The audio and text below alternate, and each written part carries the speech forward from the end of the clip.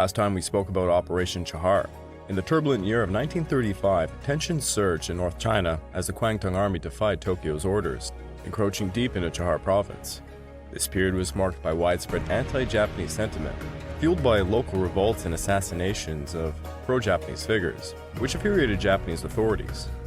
On May 20th, the Kwangtung Army launched an offensive against a bandit group led by Sun Yat-sen, seeking to exert control over the demilitarized regions established by earlier agreements. Their swift victory forced the resignation of local officials opposing Japanese interests. As the chaos escalated, the Chinese government, under pressure to appease Japan, dismantled anti-Japanese factions and dismissed key leaders. The climax in this saga came with the signing of the Humezu Agreement, stripping China of authority in Hubei and Chahar, signaling Japan's increasing dominance and setting the stage for further exploitation in the region. This episode is the February 26 incident.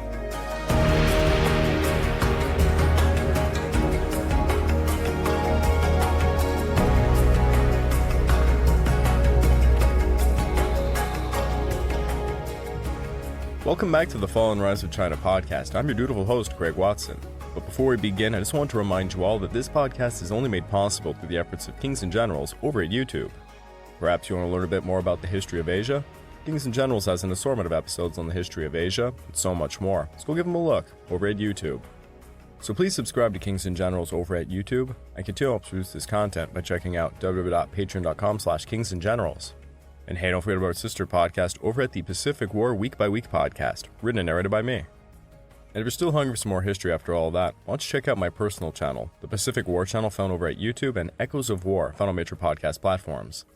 Over on YouTube, I released a rather hilarious episode looking into the crazy world of Chinese World War II dramas.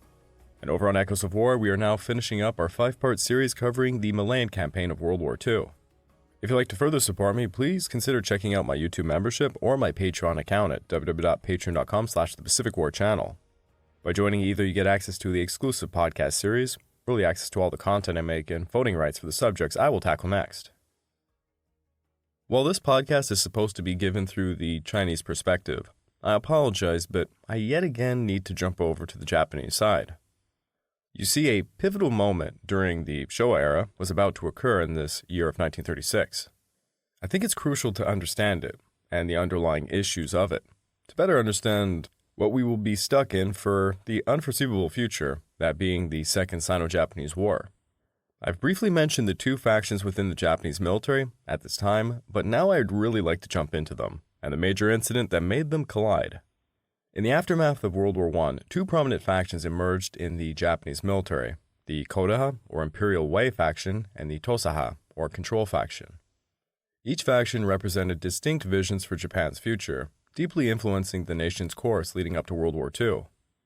The Kodaha faction rose to prominence in the 1920s, driven by a fervent belief in Japan's divine destiny and the right to expand its imperial reach across Asia. This faction was characterized by the adherence to traditional Japanese values, rooted in the samurai ethos. They viewed the emperor as the embodiment of Japan's spirit and sought to return to the moral foundations they believed had been eroded by Western influence. The Kodaha faction was often critical of the West, perceiving the encroachment of Western thought and culture as a threat to Japan's unique identity. Their ideology emphasized a robust military force, advocating for aggressive campaigns in regions like Manchuria and China to assert Japan's dominance. Contrasting somewhat with the Kodaha were the Tosaha, who began to emerge as a more dominant political force in the late 1930s. The Tosaha faction embraced a pragmatic approach, advocating for a disciplined military that could engage effectively with the complexities of modern warfare. They recognized the importance of retaining some traditional values while also integrating Western military techniques. Rather than rejecting Western influence entirely, the Tosaha believed in adapting to global shifts to ensure Japan's strength and security. The Tosaha's moderation extended to their governance strategies, as they prioritized political stability and control over radical ideology. They saw this approach as crucial for creating a robust state, capable of managing Japan's expansionistic ambitions without provoking the backlash that the Kodaha faction tactics were eliciting. Their more calculated approach to military expansion included securing partnerships and pursuing diplomatic solutions alongside military action, thereby presenting a less confrontational image to the world. Now, after the seizure of Manchuria and the establishment of Manchukuo, many in the Japanese military saw a crisis emerge that required a Showa restoration to solve.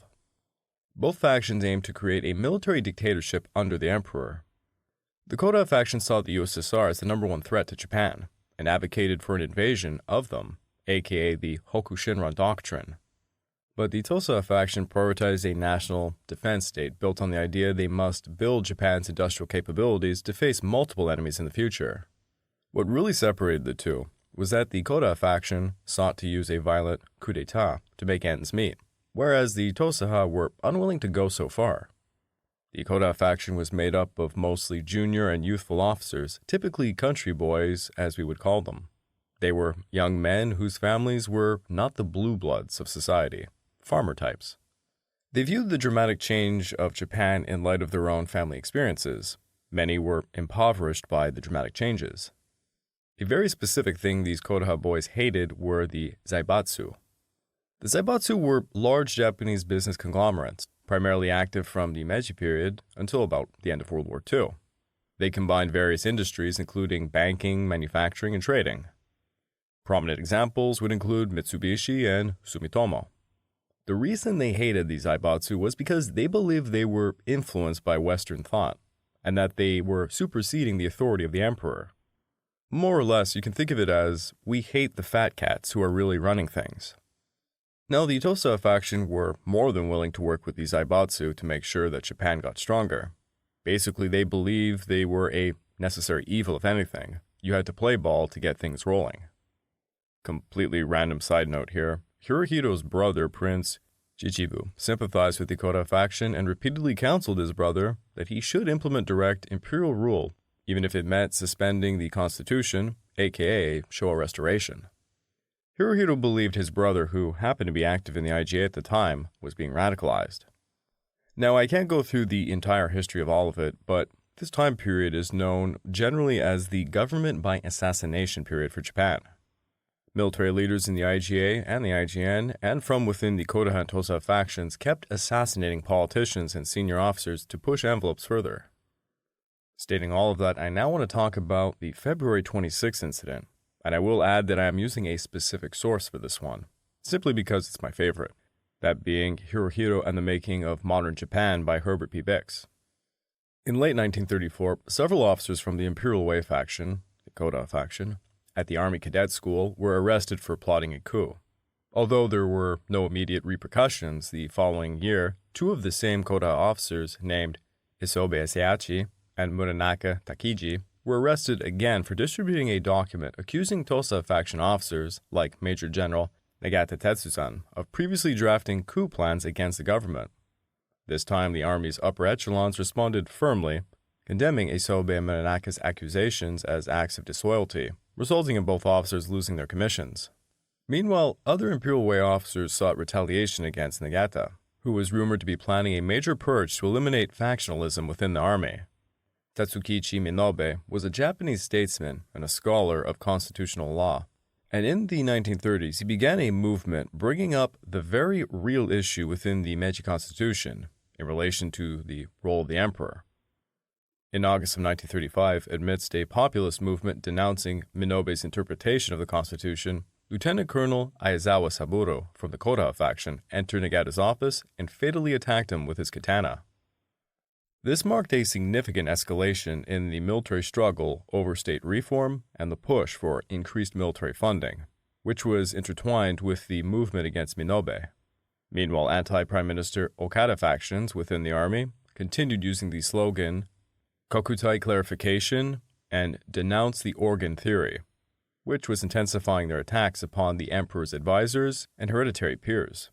Senior generals from the Kodaha faction arranged a public court-martial for Aizawa, held by the 1st Division, a group heavily populated by Kodaha officers based in Tokyo. When Aizawa's trial commenced on January the 12th of 1936, his defense team transformed it into an emotional condemnation of the Okada cabinet, the court entourage, and Minobe's constitutional theories.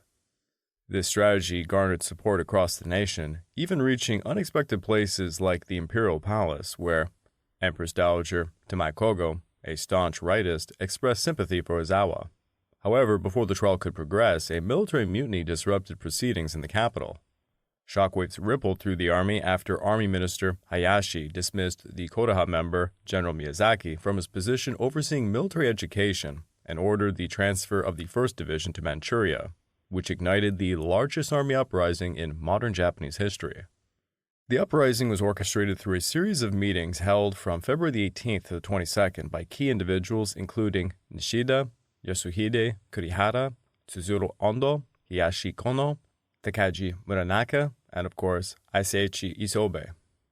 Their plan was relatively straightforward. The officers would assassinate the most prominent adversaries of the Kokutai, seize control of the administrative center of the capital and the Imperial Palace. They would present their demands, which included the dismissal of certain officials and the establishment of a new cabinet led by Maezaki. They did not establish long-term goals, believing that those should be determined by the emperor. However, it is suspected that they were preparing to replace Hirohito with Prince Chichibu if necessary.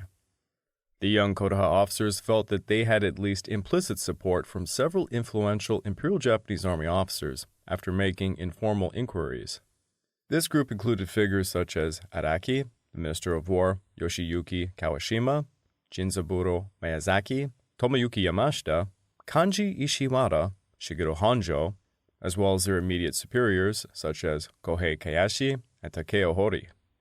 Later, Kawashima's successor as the Minister of War remarked that if all the officers who had endorsed the rebellion were forced to resign, there would not have been enough high-ranking officers left to replace them. To articulate their intentions and grievances, the young officers prepared a document titled Manifesto of the Uprising, or Keiki Shiosho, which they intended to present to the emperor himself. Although the document was authored by Muranaka, it was written under the name of Shiro Nonaka, the highest-ranking officer involved in the plot. The document aligned with Kokutai Genha ideals, criticizing the general, political leaders, military factions, the Zaibatsu, bureaucrats, and political parties for jeopardizing the Kokutai with their selfishness and disregard for the emperor, and it emphasized the need for direct action. Here is a little excerpt from it. Now, as we face immense foreign and domestic challenges, if we do not eliminate the disloyal and unjust who threaten the Kokutai, if we do not remove the villains obstructing the emperor's authority and hindering the restoration, the imperial vision for our nation will come to naught. Our duty is to purge the malevolent ministers and military factions surrounding the emperor and eradicate their influence. We shall fulfill this mission. 7 targets were selected for assassination for threatening the Kokutai. Keisuke Okada served as Prime Minister, where he notably advocated for the London Naval Treaty and supported the organ theory of the Kokutai. His actions reflect a commitment to international agreements and specific ideological principles at the time. Seonji Kinmochi, a general and a former Prime Minister, he also supported the London Naval Treaty. However, his influence extended further, as he played a role in prompting the emperor to establish inappropriate cabinets, impacting political stability. Makino Nobuaki, the former Lord Keeper of the Privy Seal and Foreign Minister, was another key figure who supported the London Naval Treaty. He notably prevented Prince Fushimi from voicing protests to the emperor during this period, and he established a court faction in collaboration with Saito, further entrenching political alliances. In his capacity as Grand Chamberlain, Kantaro Suzuki supported the London Naval Treaty, but faced criticism for obstructing the imperial virtue, suggesting tensions between political decisions and traditional values. Seito Makoto, who served as the Lord Keeper of the Privy Seal and a former Prime Minister, was involved in advocating for the London Naval Treaty, and he played a significant role in Miyazaki's dismissal. He too formed a court faction with Makino, indicating the intricacies of the court politics at the time. Takahashi Korikiyo, a finance minister and former prime minister, engaged in party politics with the aim of diminishing military influence. His approach was focused on maintaining the existence of economic structures amidst the shifting political landscape. And finally, Jotaro Watanabe replaced Maezaki as the Inspector General of Military Education. He supported the organ theory of the Kokutai, yet faced criticism for refusing to resign despite being considered unsuitable for his position. On the night of February the 25th, Tokyo experienced a heavy snowfall, which uplifted the rebel officers as it evoked memories of the 1860 Sakura Dam incident. During that event, political activists known as the Shishi assassinated Eoe Natsuke, the chief advisor of the shogun, in the name of the emperor. The rebel forces, organized into 6 groups, began mobilizing their troops and departed from their barracks between 3:30 and 4 a.m. At 5 a.m., they launched simultaneous attacks on key targets, including Okada, Takehashi, Suzuki, Seito, the Ministry of War, and the headquarters of the Tokyo Metropolitan Police. It was at around 5 o'clock on the morning of February the 26th of 1936 the rebellion erupted, fueled by long-standing tensions surrounding the Kokutai issues that had plagued them since 1935. 22 junior officers led over 1,400 armed soldiers and non-commissioned officers from 3 regiments of the 1st Division and an infantry unit of the Imperial Guards in mutiny within snow-covered Tokyo. The attack on Okada involved a contingent of 280 men from the 1st Infantry Regiment, commanded by 1st Lieutenant Yasuhide Kurihara. The troops encircled the Prime Minister's residence and compelled its guards to open the gates. Upon entering the compound, they attempted to locate Prime Minister Okada, but they were met with gunfire from 4 policemen stationed there. All 4 policemen were killed, wounding 6 rebel soldiers in the process. However, the shots served as a warning for Okada, prompting his brother-in-law, Colonel Denzo Matsuo, to help him find refuge. Matsuo, who closely resembled Okada, was eventually discovered by the soldiers and killed. After comparing Matsuo's wounded face to a photograph of the Prime Minister, the attackers mistakenly believed that they had accomplished their mission. Okada managed to escape the following day, but this information was kept confidential, and he did not play any further role in the events.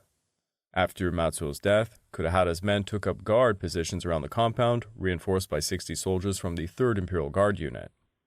In another key operation, Captain Kiyosada Koda led a group of 160 men to seize control of the Minister of War's residence, the Ministry of War itself, and the General Staff Office.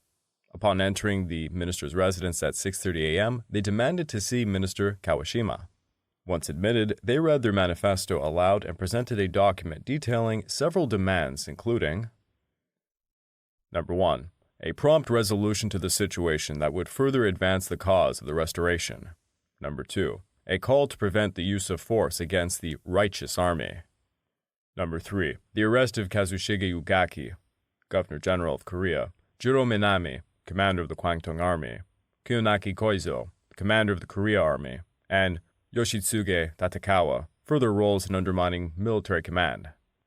Number 4. The immediate dismissal of Lieutenant Colonel Akira Muto, Colonel Hiroshi Nemoto, and Major Tadashi Katakura from the Imperial Japanese Army for promoting factionalism. And number 5. The appointment of Araki as new commander of the Kwangtung Army.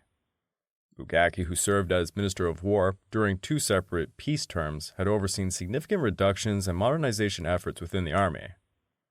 He had also failed to support the March incident plotters, who had all hoped to install him as Prime Minister. Minami, Muto, Nemoto, and Katakura were all influential members of the Tosaha faction. Katakura had been partly responsible for reporting on the military academy incident. Later that morning, Isobe encountered Katakura outside the Ministry of War, and he shot him non-fatally in the head. During this period, several officers sympathetic to the rebels, including General Mazaki, General Tomoyuki Yamashita, and General Ryo Seito, joined the uprising. Seito praised the young officer's spirit and encouraged Kawashima to accept their demands. Shortly before 9 a.m., Kawashima indicated he needed to speak with the emperor, and he left for the imperial palace. Meanwhile, Captain Hisaishi Kono led a team of 7, comprised mostly of civilians, to attack Makino Nobuaki, who at the time was staying at Kufuso, part of a ryokan Itoya, in Yugara, Kanegawa Prefecture. Arriving at 5:45 a.m., they stationed 2 men outside while entering the inn with weapons drawn. Inside, policemen opened fire, leading to a lengthy exchange of gunfire. A policeman managed to alert Makino and his party of the danger, guiding them to the rear exit. Although the assassins fired at the escaping group, Makino successfully evaded capture. Kono sustained a gunshot wound to the chest, and 1 policeman, Yoshitaka Minegawa, was killed. As Kono was evacuated from the scene, the assailants set fire to the building. Hearing a gunshot, Kono assumed that Makino had shot himself inside. After his recovery at a nearby military hospital, Kono and his team were arrested by military police. At around 10 a.m., Kurihara and Nakihashi loaded a fleet of 3 trucks with 60 men, and they drove from the Prime Minister's residence to the offices of the Asahi Shimbun, a significant liberal newspaper at the time. They stormed the building, ordering the evacuation of employees, and declared their actions as divine retribution for being an un-Japanese newspaper. The rebels then overturned and scattered the newspaper's type trays containing 4,000 different characters, temporarily halting its publication. Following this attack, the men distributed copies of the Uprising's manifesto to nearby newspapers before returning to the Prime Minister's residence. Over on another front, First Lieutenant Motoaki Nakahashi of the 3rd Imperial Guard Regiment gathered 135 men, and under the pretext of paying respects at the Yasukuni Shrine, they marched to Takahashi Kodakiyo's residence. There he divided his forces, sending one group to attack while the other remained to guard the entrance. After breaking into the compound, Nakahashi and Lieutenant Kanji Nakajima found Takahashi in his bed, whereupon Nakahashi shot him while Nakajima delivered a fatal sword strike.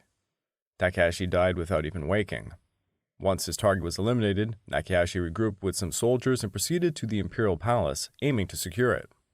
Entering through the western Hanzo Gate at 6 a.m., Nakahashi informed Major Kentaro Honma, the palace guard commander, that he had been dispatched to reinforce the gates due to earlier attacks.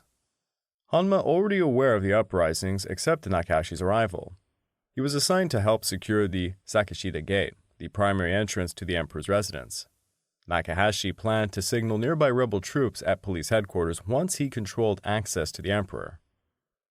However, he struggled to contact his allies, and by 8 a.m., Honma learned of his involvement in the uprising and ordered him at gunpoint to vacate the palace grounds.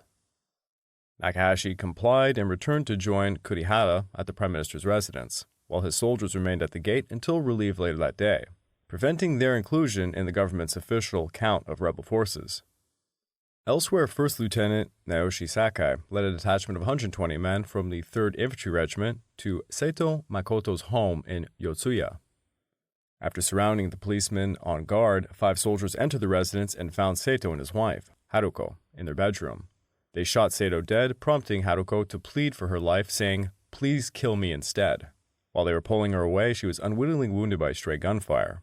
Following Seito's assassination, 2 officers directed another group to target General Watanabe, while the remaining men moved to strategically position themselves northeast of the Ministry of War. In Kojimachi, Captain Tezuro Ando commanded 200 men from the 3rd Infantry Regiment to assault Suzuki's residence across the Imperial Palace. After disarming the police on duty, they located Suzuki in his bedroom and shot him twice. When Ando moved to deliver the coup de grace with the sword, Suzuki's wife implored to be allowed to do it herself, believing her husband to be fatally wounded. Ando obliged and apologized for the act, explained it was for the nation's sake. After saluting Suzuki, the soldiers left to guard the Miyakizaka Junction north of the Ministry of War.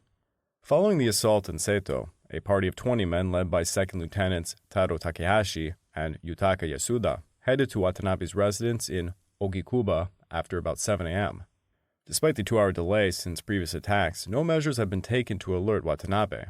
As they attempted to storm the front entrance, military police inside opened fire, wounding Yasuda and another soldier. The troops then gained entry through the rear, confronting Watanabe's wife outside of their bedroom. After shoving her aside, they found Watanabe using a futon as cover. He opened fire, prompting one soldier to retaliate with a light machine gun. Takahashi then rushed in and fatally stabbed Watanabe, witnessed by his 9-year-old daughter, Kazuko, who hid nearby. The soldiers departed, taking their wounded to a hospital before positioning themselves in northern Nakitacho. In a rather significant move, Captain Shiro Nonaka led nearly a third of the rebel forces, comprising 500 men from the 3rd Infantry Regiment, to assault the Tokyo Metropolitan Police headquarters. Their objective was to secure communication equipment and prevent dispatch of police emergency service units. Meeting no resistance, they quickly occupied the building, possibly due to a strategic decision to leave the situation in the military's hands. After securing the police headquarters, 2nd Lieutenant Kenjiro Suzuki led a small group to attack Fumio Goto's residence, the Home Minister's, but they found Goto was not home, thus allowing him to escape. This attack appeared to be the result from Suzuki's independent decision rather than a coordinated effort amongst the officers. Despite all of these actions, the Kodaha boys had failed to secure the Sakashida Gate to the palace, which allowed the palace to maintain communication with the outside world, and they neglected to address the potential naval interventions. At the Yokosuka Naval Base, Rear Admiral Yonai Mutsumasa, the Chief of Staff, Inouye Shigeyoshi positioned Marines to defend the naval ministry and prepared warships in Tokyo Bay to suppress the rebellion. By the morning of February the 28th, after unsuccessful negotiations through sympathetic officers at Army headquarters, the commander under martial law transmitted an imperial order to disperse. Most troops returned to their barracks, one officer committed suicide, and the remaining leaders surrendered themselves, resulting in the uprising ending with minimal further violence. Nevertheless, martial law in Tokyo continued for nearly 5 months. The rebel officers had initially planned for General Kawashima, a staunch ally of the Kodaha faction, to relay their intentions to the emperor, who they assumed would issue a decree for a Showa restoration.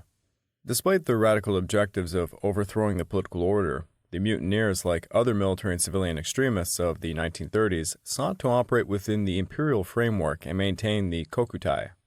They believed the emperor was under the control of his advisors and lacked a genuine will of his own. Once the Lord Keeper of the Privy Seal and the Grand Chamberlain were removed, they expected the emperor to appoint General Mazaki as prime minister, a leader they believed would reinforce the military and effectively address the China issue. At the outset of the insurrection, they had a real chance of success. The Tokyo Military Police Commander, General Kashikoi, sympathized with their cause, and the emperor's chief aide, General Honjo, was related to rebel officer Captain Yamaguchi Ichitaro. In fact, support for the mutineers was present at military bases nationwide. Historian Hata Ikuhiko notes that the rebels contacted General Honjo by both phone and written messages before attacking the Okada cabinet. As the first in the imperial entourage to learn of the mutiny, Honjo could have warned the intended targets, but he chose not to do so. By the time he had arrived at court at 6 a.m. on the 26th, key advisors like Chief Secretary Kido, Imperial Household Minister Yasuo Kudahe, and Vice Grand Chamberlain Hirohito Tadakata were already aware of the potential danger. Suzuki was murdered and the emperor was deeply affected, awakening to the news at about 5:40 a.m. from the chamberlain on night duty, Kanoji Osanaga. He learnt that his old ministers had been attacked and a coup was underway.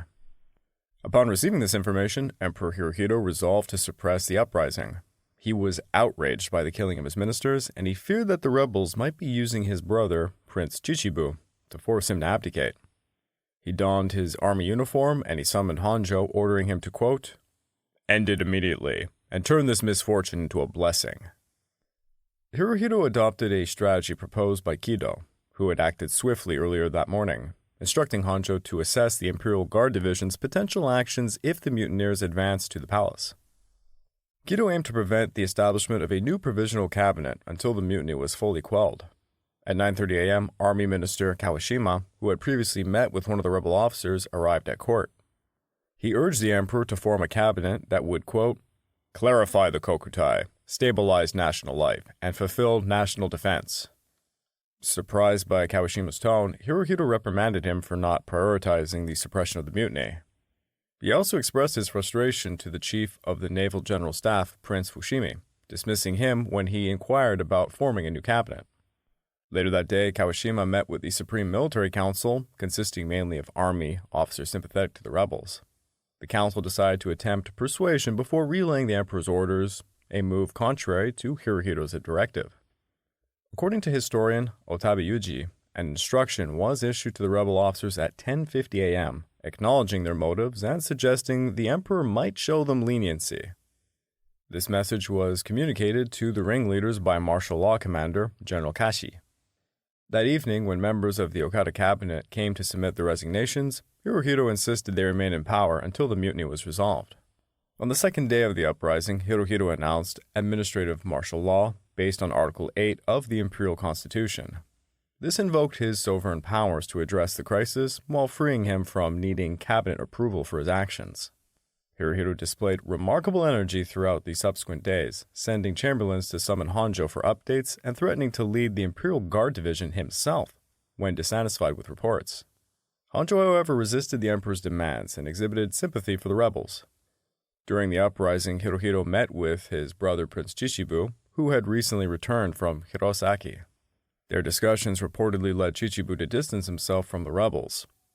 However, rumors of his sympathy for them persisted, leading to concerns about potential conflicts within the imperial family.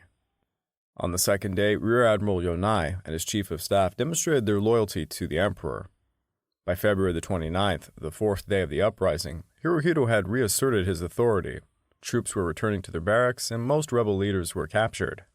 17 of these leaders were court-martialed and executed in July without legal representation.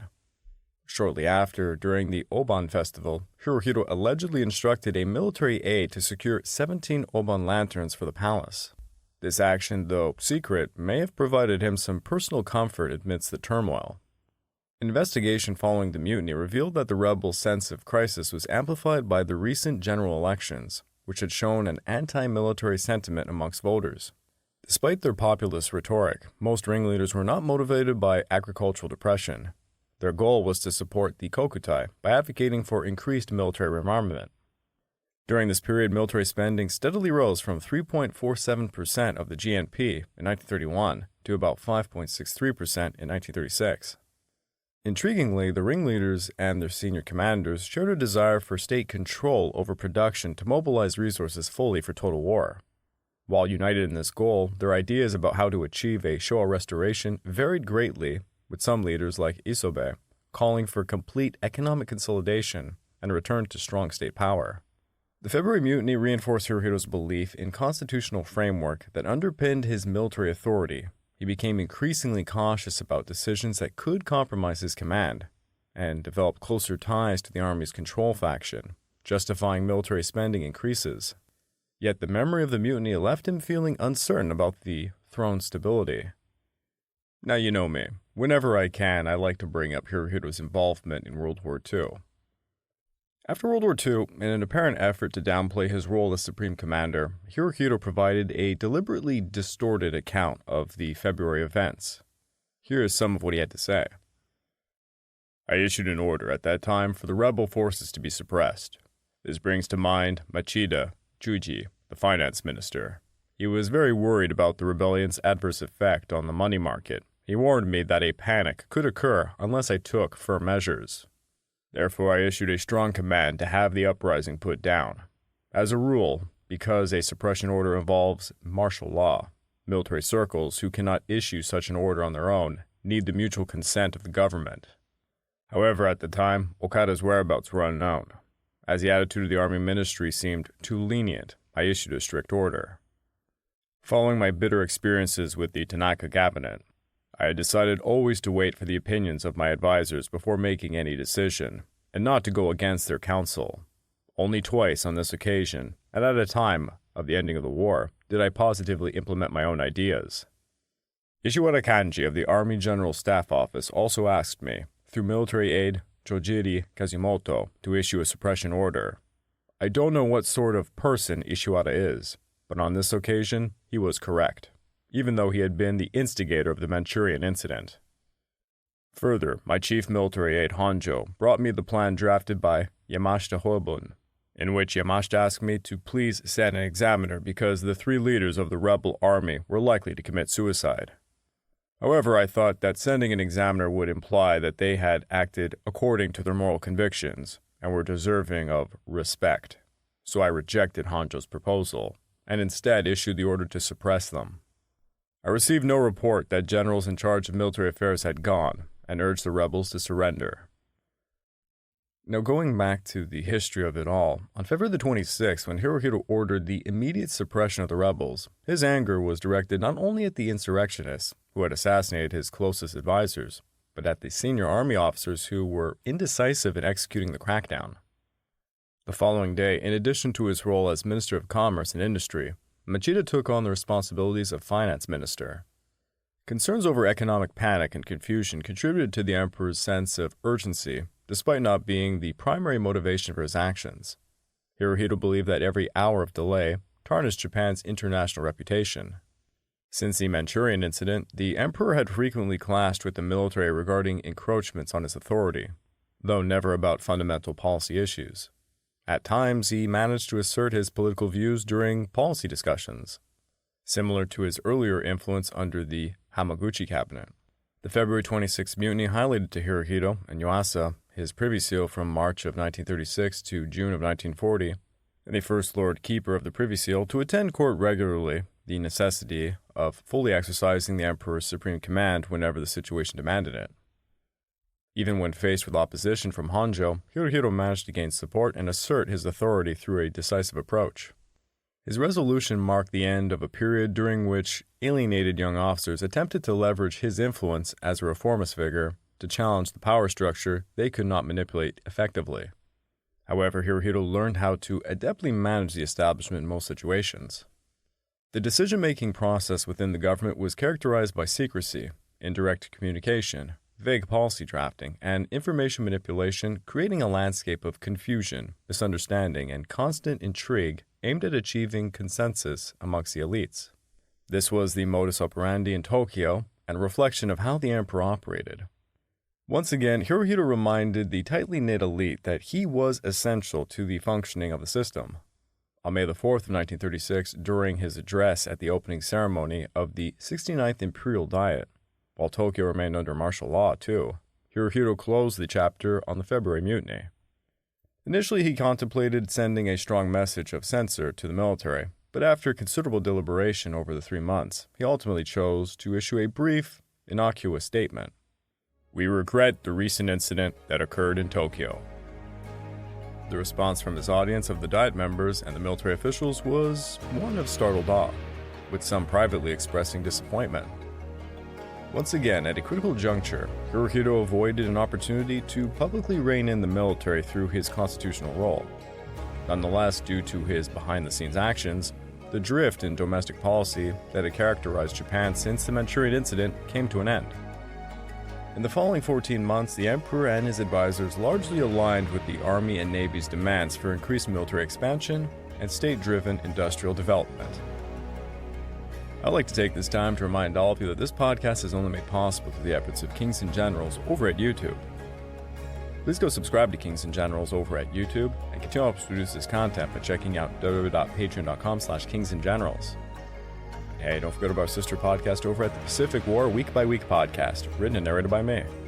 And if after all that you're still hungry for some more history, why don't you check out my personal channel, the Pacific War channel found over at YouTube, and Echoes of War found on major podcast platforms. Hey, if you want to further support me, please consider checking out my YouTube membership or my Patreon account at www.patreon.com/pacificwarchannel. By joining either of these, you get access to the exclusive podcast series, early access to all the content I make, and voting rights for the subjects I will tackle next.